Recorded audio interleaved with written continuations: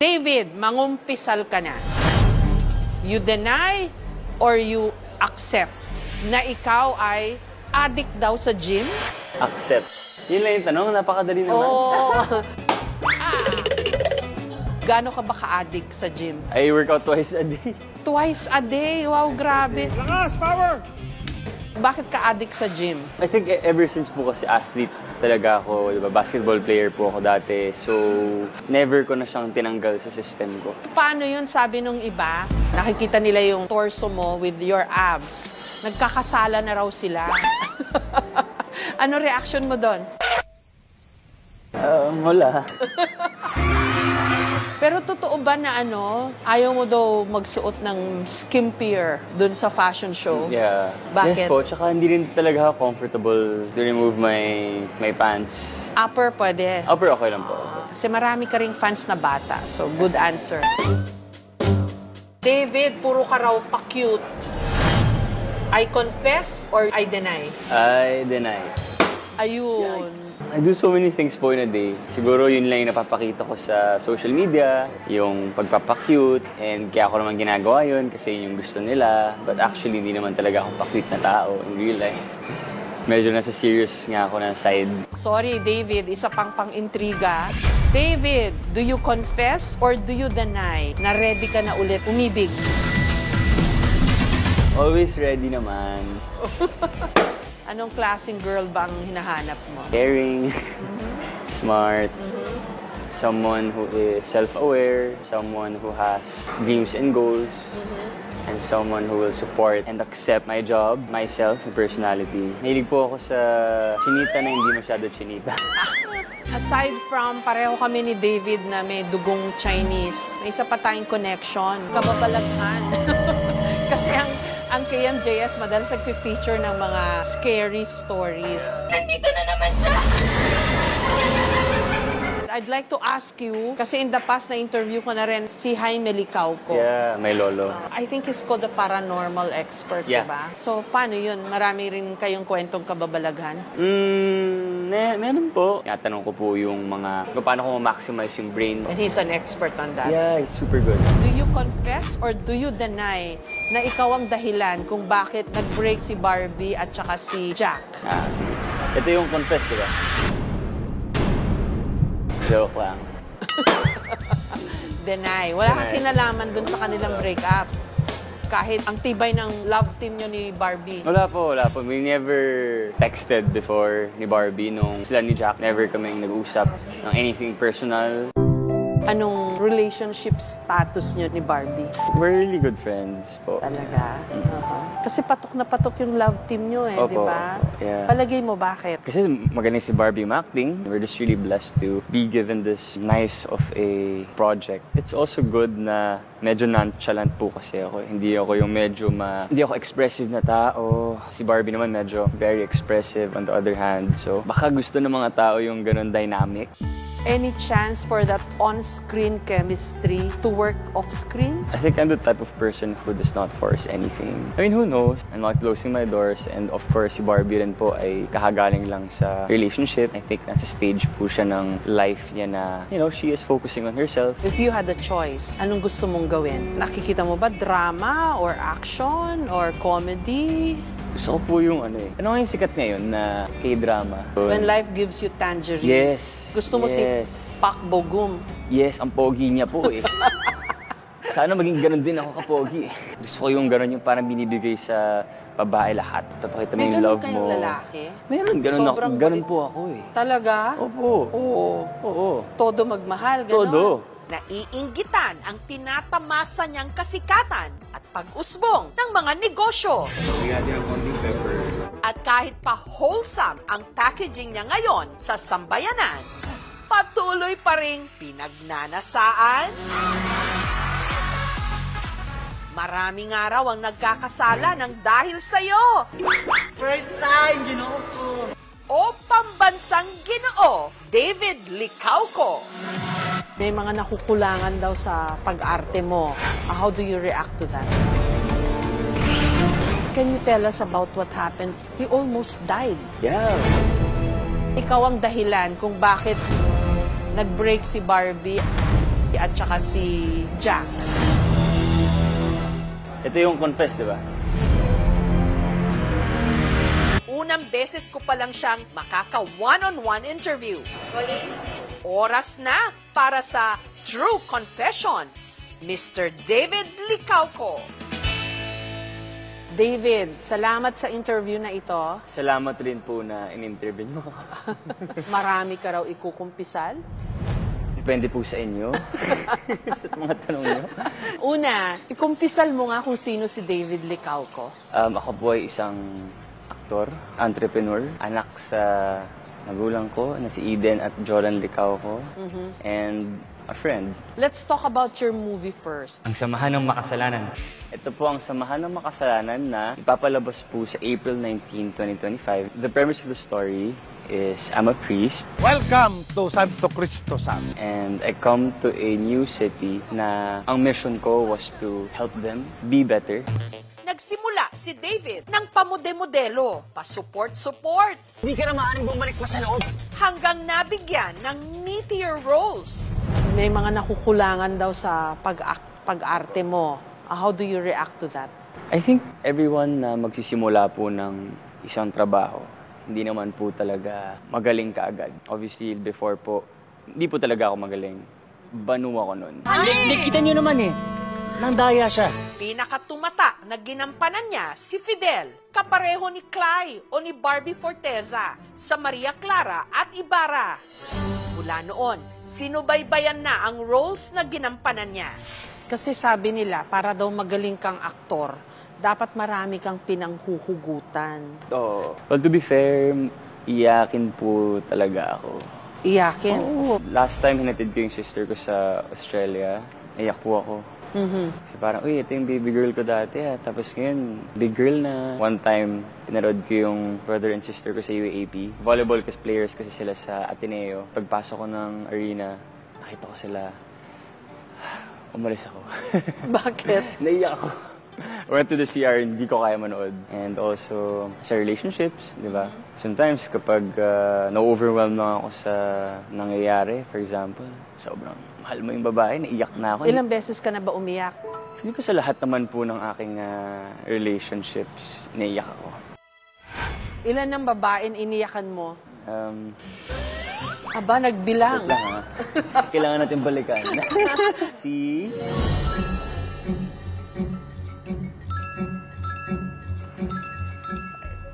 Five serious relationships, Yeah, David. 5. Ikaw ang iniwan o ikaw nang iwan? Confession time. Yung mga iba po na sila yung nang iwan, meron din iba na ako yung nang iwan. Madali ka ba umiyak? Oo, naiyak na nga ako eh. Magaling nga siyang umiyak. Sa ibang mga lalaki, lalo na yung older generations, parang feeling nila, kabawasan sa kanila pag iiyak sila. So in your case, hindi ka nahiyang aminin na iyakin ka, Crayola. I think I'm proud naman to say na I'm iyakin. Like, this is me. Ngunit ang pinakamalaking pagsubok sa pagkatao ni David nung nasangkot siya sa isang malagim na aksidente kasama ang kanyang best friend taong 2013. Can you tell us about what happened? So, galing po kami ng Tagaytay. On the way down from Tagaytay, when we got to SLEX, we hit a gas truck. Pumalahati yung kotse, nasa harapan po ako. So I couldn't breathe. I had a seatbelt injury. What happened to your best friend? I remember him getting my phone pa for me to be able to call my mom.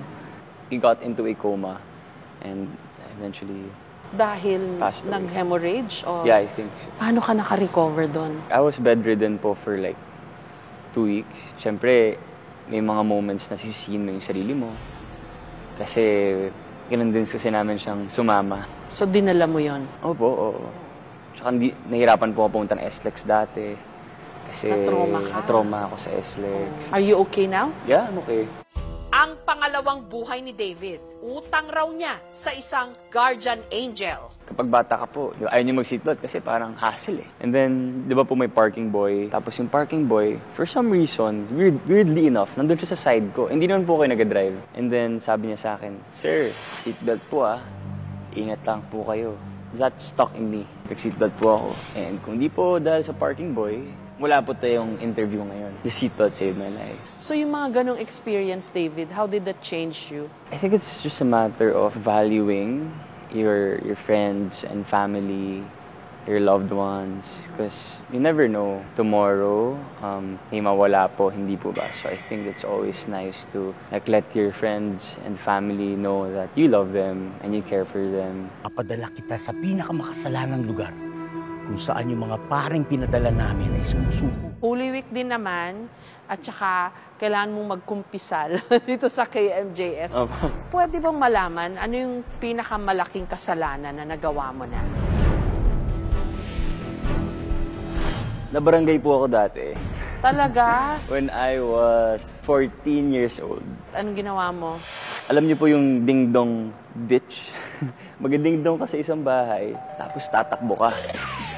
Kasama ko yung mga barkada ko. Sa isang bahay lang po kami nag-doorbell for 3 days. And then on the 4th day, nakaabang na yung mga yung mga barangay sa village. Nahuli po kami ng barangay. Natawa ako dun. Pero 3 araw niyong dinodorbelan ng isang bahay. That was so bad. Huwag niyong gagawin yun. Ano nangyari nung nasa barangay kayo? Nung nasa barangay po kami, tinawanan lang po kami nung barangay captain Sabi, anong kasalanan niyo? Nagdingdong. Tapos tawa lang sila ng tawa. Dahil nagkumpisal ka ng kasalanan, humingi ka ngayon ng tawad dun sa may-ari ng bahay na yon. Actually, nadadaanan ko pa rin yung bahay niya hanggang ngayon. Pag umuwi ako, I'm really sorry. I know that was wrong. I understand. Now I'm older. I'm really, really sorry. Maliban sa pagiging aktor, si David, isa ring negosyante. Meron siyang mga restaurant at cafe. Bago lang para sa'yo. Ako po yung nag-start ng lahat. Yung Sobra Cafe, we have 2 branches na. So that started during the pandemic. I was just looking at food photos on Instagram. Sabi ko, pwede ko tong gawin. Like, ako po yung nag-pack ng food. So you're hands-on? Yeah, super hands-on. Like, all the legwork talaga po I did. Why did you see the need to go into business? Acting pays very well, di ba? During the pandemic po, hindi po ba lahat po tayo nahirapan na wala po tayong trabaho? I grew up in a family na businessman and businesswoman talaga. So from there, started studying. I studied in London Business School and then also improved on myself. Binisita namin ni David ang isa sa kanyang mga kainan dito sa Quezon City. Ilan nga uli restaurants mo, David? 5. Wow! At bago tayo magchikahan ulit, ay meron tayong konting game. I confess o I deny. I confess, you pop the green balloon. Pagka you deny, yung red balloon. Okay? David, mangumpisal ka na. You deny or you accept na ikaw ay addict daw sa gym? Accept. Yun lang yung tanong, napakadali naman. Oo. Gaano ka ba ka-addict sa gym? I work out twice a day. Twice a day? Wow, grabe. Lakas! Power! Bakit ka-addict sa gym? I think ever since po kasi athlete talaga ako, di ba? Basketball player po ako dati. So, never ko na siyang tinanggal sa system ko. Paano yun? Sabi nung iba, nakikita nila yung torso mo with your abs. Nagkakasala na raw sila. Ano reaction mo doon? Wala. Pero totoo ba na ayaw mo daw magsuot ng skimpier dun sa fashion show? Yeah. Bakit? Yes po, tsaka hindi rin talaga ako comfortable to remove my pants. Upper pwede. Upper okay lang po. Kasi marami ka ring fans na bata. So, good answer. David, puro ka raw pa-cute. I confess or I deny? I deny. Ayun. I do so many things po in a day. Siguro yun lang yung napapakita ko sa social media, yung pagpapakute, and kaya ako naman ginagawa yun kasi yun yung gusto nila. But actually, hindi naman talaga ako pa-cute na tao in real life. Medyo nasa serious nga ako na side. Sorry, David. Isa pang pang-intriga. David, do you confess or do you deny na ready ka na ulit umibig? Always ready naman. Anong klaseng girl ba ang hinahanap mo? Caring, smart, someone who is self-aware, someone who has dreams and goals, and someone who will support and accept my job, myself, and personality. Mahilig po ako sa chinita na hindi masyado chinita. Aside from pareho kami ni David na may dugong Chinese, may isa pa tayong connection, kababalaghan. Kasi ang KMJS madalas nag-feature ng mga scary stories. Nandito na naman siya! I'd like to ask you, kasi in the past na-interview ko na rin si Jaime Licauco. Yeah, may lolo. I think he's called a paranormal expert, Yeah. diba? So, paano yun? Marami rin kayong kwentong kababalaghan? Meron po. Tinatanong ko po yung mga, kung paano ko ma-maximize yung brain. And he's an expert on that. Yeah, it's super good. Do you confess or do you deny na ikaw ang dahilan kung bakit nag-break si Barbie at saka si Jack? Sige. Ito yung confess, diba? Joke lang. Deny. Wala kang Deny. kinalaman dun sa kanilang breakup. Kahit ang tibay ng love team niyo ni Barbie. Wala po. We never texted before ni Barbie nung sila ni Jack. Never kaming nag-usap ng anything personal. Anong relationship status niyo ni Barbie?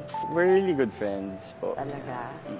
Kasi patok na patok yung love team niyo eh, di Opo, ba? opo, yeah. Palagay mo bakit? Kasi magaling si Barbie Macting. We're just really blessed to be given this nice of a project. It's also good na medyo nonchalant po kasi ako. Hindi ako yung hindi ako expressive na tao. Si Barbie naman medyo very expressive on the other hand. So baka gusto ng mga tao yung ganun dynamic. Any chance for that on-screen chemistry to work off-screen? I think I'm the type of person who does not force anything. I mean, who knows? I'm not closing my doors. And of course, si Barbie rin po ay kakagaling lang sa relationship. I think nasa stage po siya ng life niya na, she is focusing on herself. If you had a choice, anong gusto mong gawin? Nakikita mo ba drama or action or comedy? Gusto ko po yung ano nga yung sikat ngayon na K-drama. When life gives you tangerines. Yes. Gusto mo si Yes. Pak Bogum. Yes, ang pogi niya po eh. Sana maging ganun din ako kapogi eh. Gusto ko yung ganun yung parang binibigay sa babae lahat. Tapakita mo May yung ganun love kayong mo. lalaki? Meron, Sobrang ganun bait. po ako eh. Talaga? Opo. Oo. Todo magmahal, gano'n? Todo. David, baka may gusto ka pang sabihin sa fans mo and then paki-invite mo na rin yung mga viewers natin to watch your movie. Hi everyone. Thank you po for supporting me. Samahan ng Makasalanan. Please watch. Kasama ko po dito si Sanya Lopez and Mr. Joel Torre and a lot more. Maganda po yung pelikula. Promise. Lahat tayo makasalanan. Maraming mga pagkakataon na sinisisi ang ating mga sarili sa ating mga pagkukulang at pagkakamali. Tinatanong kung bakit ang iba wala na habang tayo'y narito pa. Dahil nga ba may misyon pa tayo para maipakita sa lahat na kaya nating magtagumpay at bumangon gaano man kalalim ang ating pagkakalugmok, gaano man kabigat ang ating mga pagkakasala. Basta't may pananampalataya, may pag-asa.